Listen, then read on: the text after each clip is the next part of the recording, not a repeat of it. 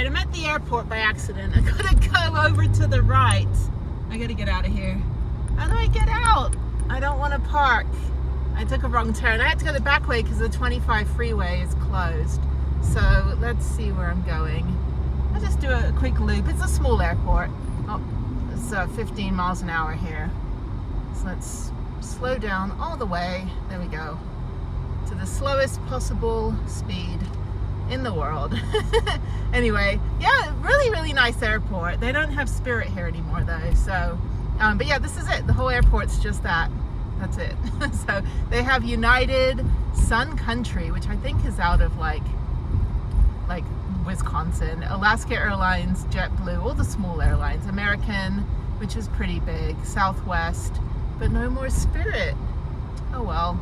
Yeah, they only had one gate anyway, but yeah, so I'm just going to go through over here. There's Delta. Yeah, I guess they do have some bigger ones. It's not really like a big, you know, it's not a big airport. I mean, it's a hub. I mean, you can come through here to go somewhere else, but pretty cheap to get out of here. If you were to get like, I was looking at prices because, you know, I have points, so I don't really pay for plane tickets, but if you were to pay for like a round trip flight and a rental car bundle, like, or the flight on its own to like go from Albuquerque to Houston is like $800. But if you get a Priceline, I have no affiliation with Priceline, but if you get a Priceline bundle with a rental car, it's only like $230. I'm not kidding. So it's actually a lot cheaper, very much cheaper to get, but you have to pick up the rental car. You can't skip lag. You know, like people that buy like an ongoing flight and they just get off at the first stop because it's cheaper. Then they buy like a separate return ticket, like a one-way ticket. Don't skip lag with the rental car because then like the deal won't happen anymore and then people won't get to do it. So I don't know where I am. I went to the gym for 20 minutes, so I'm running not late. I mean, I have the whole day, but it's now 11 a.m. So yeah, I mean, I would have been still driving. But like, you know, getting to Santa Rosa, sleeping in a little bit, you know, that meant that I was able to go to the gym instead of just being like exhausted and tired. And by the time I get to Santa Fe, I'm going to have to help my friends, so I'm not really going to have time. Okay, let me get out here. I think I want to go to University Boulevard. There we go. I'm lost. I'm stuck in the airport, the world's tiniest airport. I mean, I've been in some airports around the world where it's just basically a canopy covering like, you know, a wooden shed. And they still, I'm like, I don't know. I mean, I guess, you know, I trust the staff with the security and whatever else, the flight crew. So, okay, so yeah, so now I'm getting to the right way. I'm just a little, yeah, I guess I should have turned down the other road because they shut the freeway down in the portion that leads to the airport for some reason. So I don't know what's going on there. And they have a mural. Yeah, they have the Albuquerque mural. I can't really show you because I'm driving. And there's a plane coming in. Aw, I've only flown like twice this year.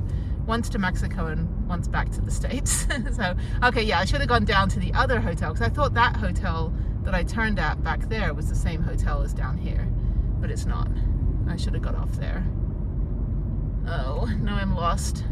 I have to go down here. I'm gonna do a massive U-turn. The whole day is just U-turn after U-turn after U-turn.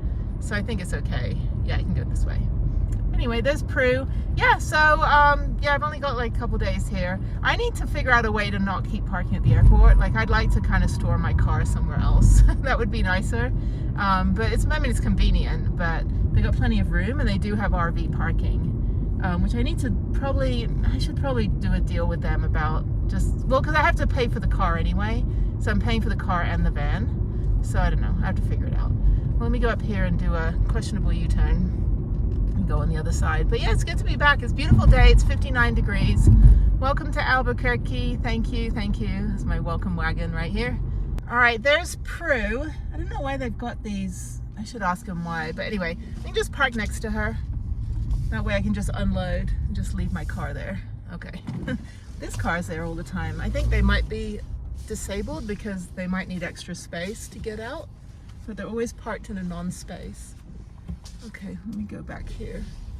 Yeah, I don't know. I mean, I could just do like the long-term parking here because I need to get rid of my garage in Houston and it's a lot cheaper to park, but you're outside. But it's the elements, you know, like you're not under the elements here because it's desert. I don't need the shuttle. I hope he doesn't think I need the shuttle because my van It's right there. There she is. Oh, I love her. The girl at the front booth was so nice. She's like, "You've been busy. Welcome back." And she's like, "Welcome back, friend." Anyway, so yeah, I think I'll just park in this one. That's fine. And then I just have to. Then I don't have to like do the whole bait and switch. I can just move. I gotta ask them why they've got the. Maybe they're resurfacing or redoing the lines or something. But they seem to be blocking off most of the cones. I don't know. Okay, let me open the van. Let me get my keys out as well, which is somewhere in the back here. And my bush is growing finally. My security bush. Okay, look at these wheels. That would never be me. It's all lifted. Not Prudence, she's just little.